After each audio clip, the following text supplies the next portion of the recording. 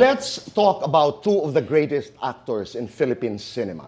Ano ang inyong mga iniisip? What are your thoughts about the great Vilma Santos and the great Nora Honor? Parang yin and yang yan eh. They're two sides of the same coin. Okay? Iba ang kalidad ni Vilma, iba ang kalidad ni Ate Guy. Okay? There are things that are sparkling sa career ni Ate Guy in the same manner that there are things sparkling kay Vilma. There is Bona, there is Sister Stella L.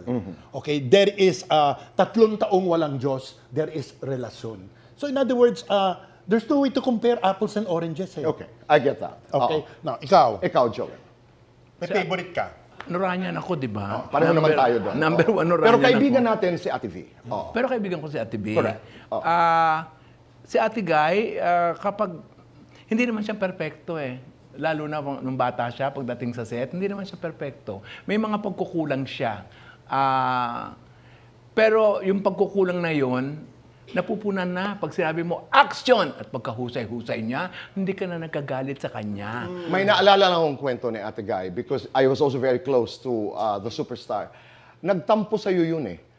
Hindi ko alam kung alam mo ito, Sidhi.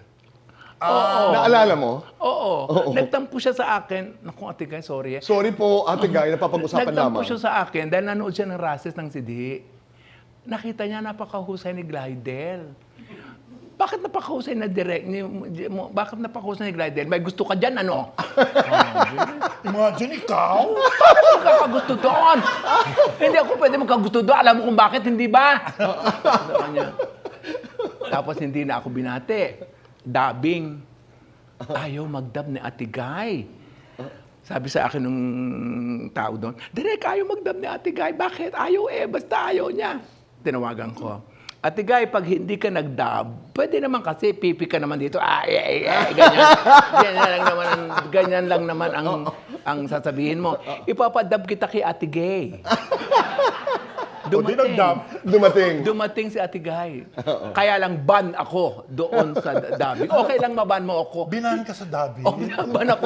Okay lang basta madub niya. May mga ganun tendency. Nagalit sa akin dahil doon. Pero naalala ko yun because you also realized na napakahusay ni Glidel.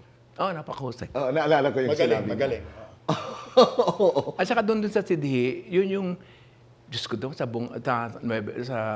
Kabanatuan kami, ang shooting namin sa Bungabon, 1 hour away from the base. Right. So, alas 6 pa lang, ginigising ko na siya. Ate Guy, pumunta na tayo sa set, ha? Sumunod ka na. O si Direk, ready na kami, ready na, aalis na ako. Alas 12 na, tanghalian na, wala pa. Alas 2 na, wala pa. Umuwi na pala. Umuwi. Dahil, tinawagan ko muna si Jessie, yung producer. Sabi ko, Papa Jessie, anong gagawin namin dito? Ay, umuwi na kayo. Wala na pala dyan si Guy. Umuwi na kami. After 2 weeks, bumalik. Kaya pala siya umuwi, sumakit ang ngipin. Niya. Habang nag-shooting kami ng mga remnant, namaga uli. Hindi pala siya pumunta sa dentist. Okay. So sabi ko kay Papa Jesse, namaga na naman. Hindi ka na pwedeng umuwi. Saan ba ang maga? Sa kaliwa. I-shoot mo sa kanan. Sa kanan. Pero tama naman si Joel.